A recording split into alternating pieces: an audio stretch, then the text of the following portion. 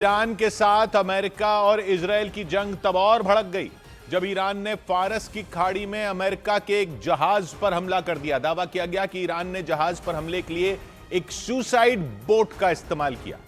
Suicide boat ठीक उसी तरह हमला करती है जिस तरह आत्मघाती ड्रोन अटैक करते हैं। आत्मघाती ड्रोन आसमान के रास्ते ठिकानों को निशाना बनाता है, जबकि सुसाइड बोट पानी पर तैरते हुए दुश्मन के जहाजों को तबाह करती है। जिस बोट से अमेरिका के जहाज को निशाना बनाया गया उसमें कोई मौजूद नहीं था, उसे दूर से कंट्रोल किया जा रहा था, लेकिन उसमें विस्फोटक भरा हुआ था।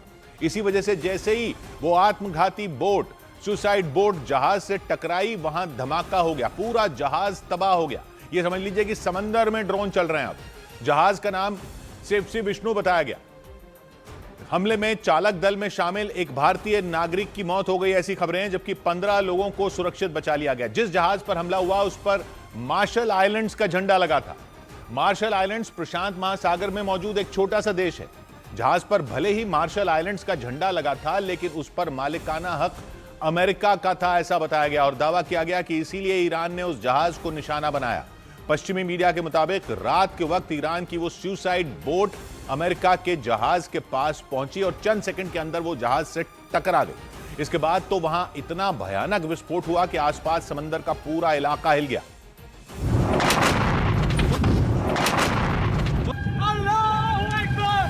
अल्लाहु अकबर! जहाज आग की भयानक लपटों में गिर गया। जहाज में तेल होने की वजह से आग ने विकराल रूप ले लिया। आग की लपटें आसमान में काफी ऊपर तक उठती नजर आईं। इस घटना में जहाज के चालक दल में शामिल एक भारतीय नागरिक की मौत हो गई। हालांकि चालक दल के 15 लोगों को बचा लिया गया, लेकिन इस घटना की वजह से ईरान के साथ अमेरिका और इजरायल की जंग के और भड़कने की आशंका जताई गई, क्योंकि जिस जहाज पर हमला हुआ वो जहाज अमेरिका का था। हालांकि उस पर मार्शल आइलैंड्स का झंडा लगा था। हमला उस वक्त हुआ जब तेल से भरा वो जहाज इराक के खोर अल जुबैर नाम के बंदरगाह पर खड़ा था। यह बंदरगाह फारस की खाड़ी में इराक के बसरा प्रांत के पास मौजूद है। फारस की खाड़ी के चारों तरफ 8 देश मौजूद हैं। उनमें इराक, कुवैत, सऊदी अरब, बहरीन, कतर, यूएई और ओमान है, जबकि दूसरी ओर ईरान बैठा है। ईरान का बड़ा हिस्सा फारस की खाड़ी से लगता है। इसी फारस की खाड़ी और ओमान की खाड़ी के बीच स्ट्रेट ऑफ हॉर्मुज मौजूद है। दावा किया गया कि अमेरिका का वो जहाज कुछ ही घंटों के बाद वहां से निकलने वाला था, लेकिन उससे पहले ही फारस की खाड़ी में ईरान की IRGC सेना ने उसे तबाह कर दिया और अमेरिका के जहाज पर हमला कर ईरान ने एक बार फिर अपने इरादे साफ कर दिए। उसने अमेरिकी जहाज को निशाना बनाकर यह ऐलान कर दिया कि वो जंग में अमेरिका और इजरायल की सेना के आगे घुटने नहीं टेकने वाला। पश्चिमी मीडिया के मुताबिक ईरान ने अमेरिकी जहाज को एक सुसाइड बोट से निशाना बनाया।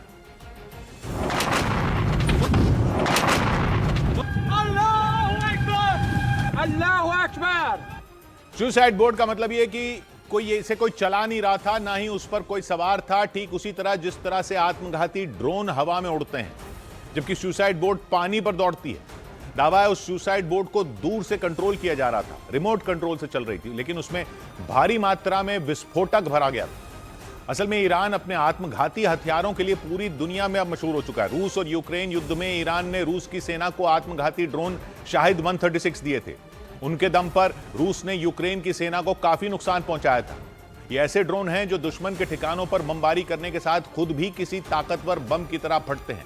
और यही ड्रोन यहां पर भी ईरान इजरायल के खिलाफ भी इस्तेमाल कर रहा है।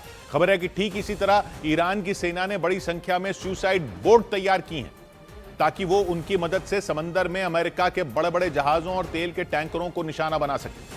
वैसा ही हुआ यहां पर। दावा किया गया कि ईरान ने एक सुसाइड बोट तैयार की और फिर उसे तेल से भरे अमेरिका के जहाज से टकरा दिया, और इसका नतीजा यह हुआ कि अमेरिका का वो जहाज समंदर में जलकर भस्म हो गया। अमेरिकी जहाज पर हुए हमले के बाद इराक ने उन बंदरगाहों को बंद कर दिया जहां से कच्चे तेल का कारोबार हो रहा था।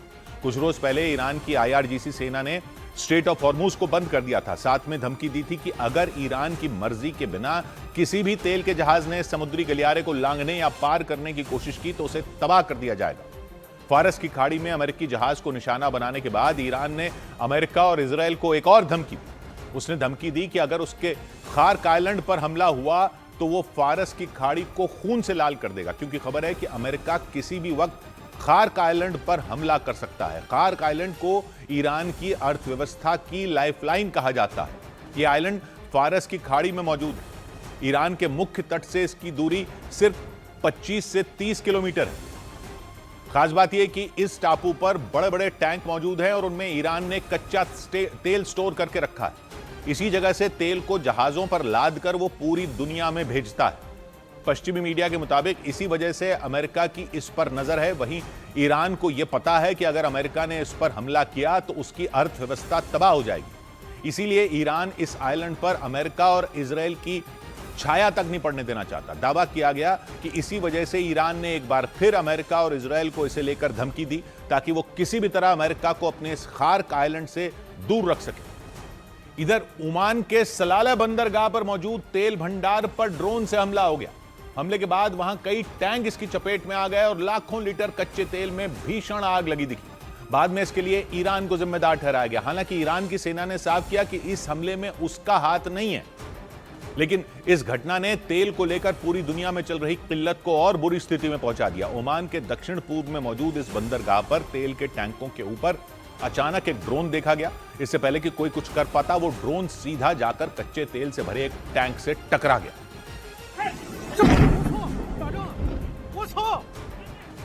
ड्रोन हमले से उस टैंक में भयंकर धमाका हो गया। आग की ऐसी भीषण लपटें उठी जैसे वहां कोई ज्वालामुखी फट गया हो। देखते ही देखते आग ने आसपास के कुछ और टैंकों को भी अपनी चपेट में ले लिया। इसके बाद तो वहां अफरा तफरी मच गई। तेल को लेकर मचे कोहराम के बीच सबकी आंखों के सामने ही लाखों लीटर कच्चा तेल भस्म हो गया। लोग कुछ नहीं कर सके। वहां से निकलने वाले धुएं ने पूरे आसमान को काला कर दिया। आनन फानन में पूरे बंदरगाह को खाली कराया गया ताकि किसी को नुकसान न पहुंचे।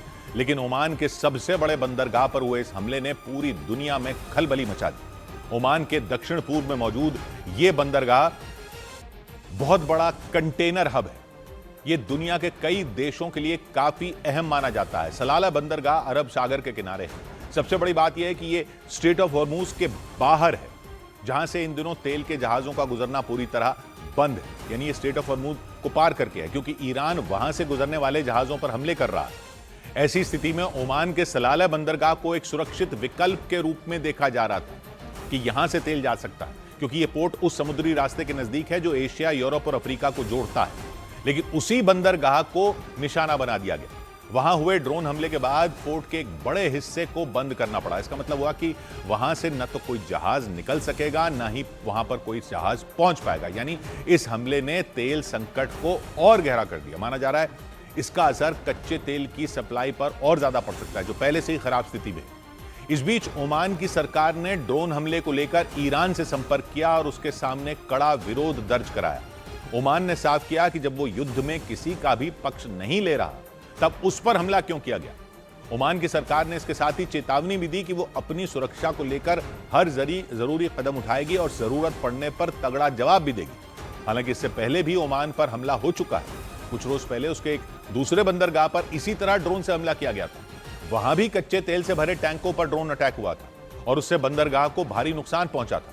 ओमान की सरकार ने इन दोनों घटनाओं का जिक्र करते हुए अपनी नाराजगी जताई। ओमान दुनिया के उन देशों में शामिल है जो अमेरिका और ईरान के बीच बातचीत करवाने में भी मदद कर चुका है, लेकिन ईरान ने ओमान के इन आरोपों को खारिज कर दिया। वहां की सरकार ने बयान दिया कि ओमान के सलाला बंदरगाह पर हुए ड्रोन हमले में उसकी कोई भूमिका नहीं थी। उसने इस घटना को बेहद संदिग्ध बताया। यानी ईरान के इनकार के बाद यह रहस्य गहरा गया कि ओमान के पोर्ट पर हमले के पीछे हाथ किसका था। हालांकि अमेरिका और इजराइल समेत यूरोप के कई देशों ने इसके लिए सीधे तौर पर ईरान को ही कसूरवार ठहराया। दावा किया गया कि इस हमले का मकसद तेल संकट को और बड़ा करना था, क्योंकि स्ट्रेट ऑफ हॉर्मूज का समुद्री रास्ता बंद होने के बाद दूसरे देश तेल की सप्लाई के लिए दूसरे विकल्पों की ओर देख रहे हैं। ऐसे में ओमान सुरक्षित विकल्प के रूप में दिख रहा था, लेकिन वहां हुए हमले की घटना ने पूरे इलाके में तनाव को और बढ़ा दिया। कहा जा रहा है कि ईरान के नजदीक होने की वजह से ओमान उसके लिए आसान टारगेट है। इधर केंद्र सरकार के सूत्रों के मुताबिक ईरान ने स्ट्रेट ऑफ हॉर्मूज से भारत के जहाजों के आने जाने की इजाजत दे दी। जंग के दौरान ईरान ने दुनिया भर में तेल सप्लाई के सबसे अहम रास्तों में एक स्ट्रेट ऑफ हॉर्मूज पर कब्जा जमा रखा है।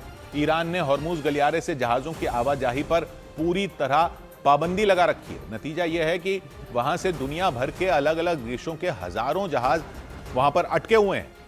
लेकिन सरकार के सूत्रों के मुताबिक भारत के विदेश मंत्री एस जयशंकर ने ईरान के विदेश मंत्री से फोन पर बातचीत की और इसके बाद ईरान ने हॉर्मूज गलियारे से भारत का झंडा लगे जहाजों को या भारत के मालिकाना हक वाले जहाजों को या भारत को तेल ले जाने वाले जहाजों को निकलने की इजाजत दे दी।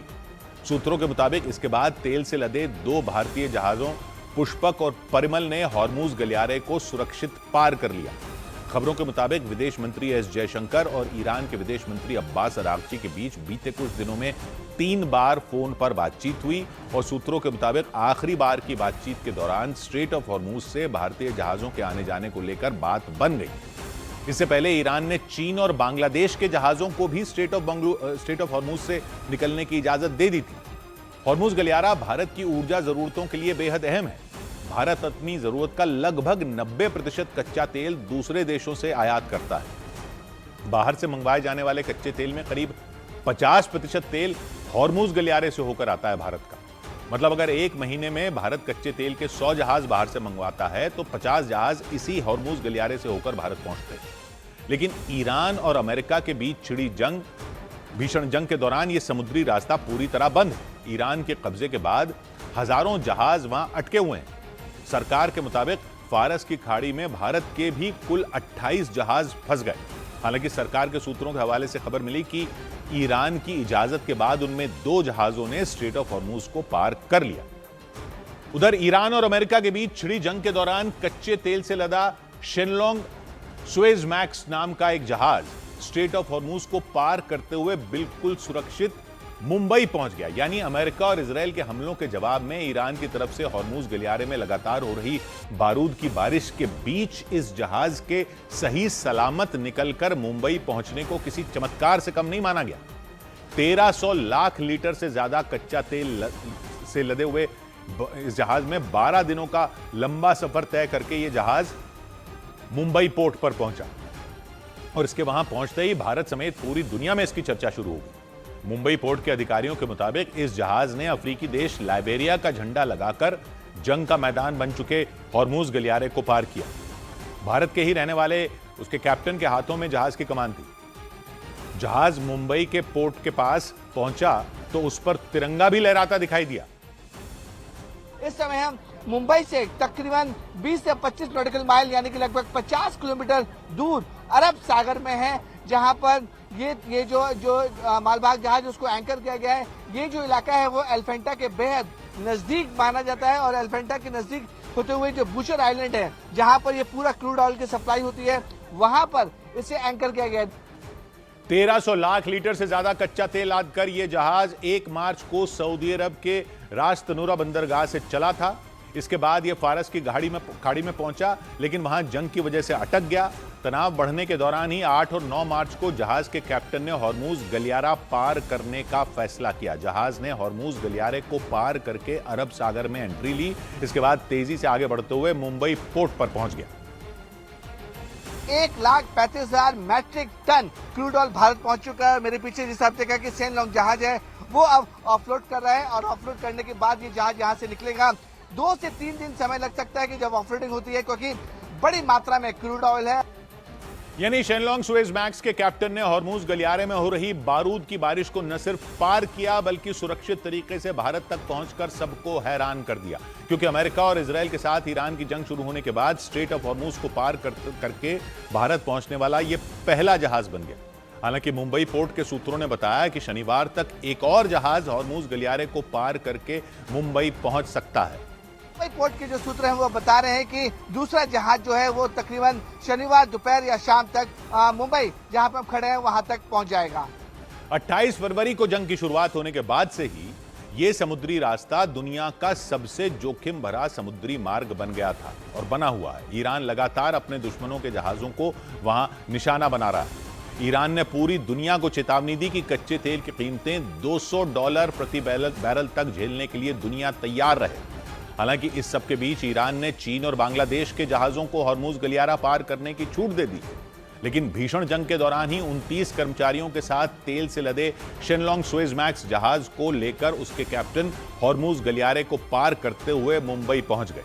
जहाज को खतरनाक समुद्री रास्ते से मुंबई पहुंचाने के लिए कैप्टन ने डार्क मोड अपनाया, ऐसा बताया जा रहा है। डार्क मोड वो तरीका है जिसमें जहाज के सभी रेडार और उसकी पहचान बताने वाले सिस्टम बंद कर दिए जाते हैं। डार्क शेनलोंग सुएज़मैक्स जहाज के कैप्टन ने भी वही किया, सभी रेडार बंद कर दिए ताकि वो ईरान की सेना के रेडार से बच निकले। मतलब करोड़ों लीटर तेल से लदा भारी भरकम जहाज समंदर में अदृश्य हो गया एक तरह से, और लहरों को चीरते हुए तेजी से मुंबई की तरफ बढ़ गया।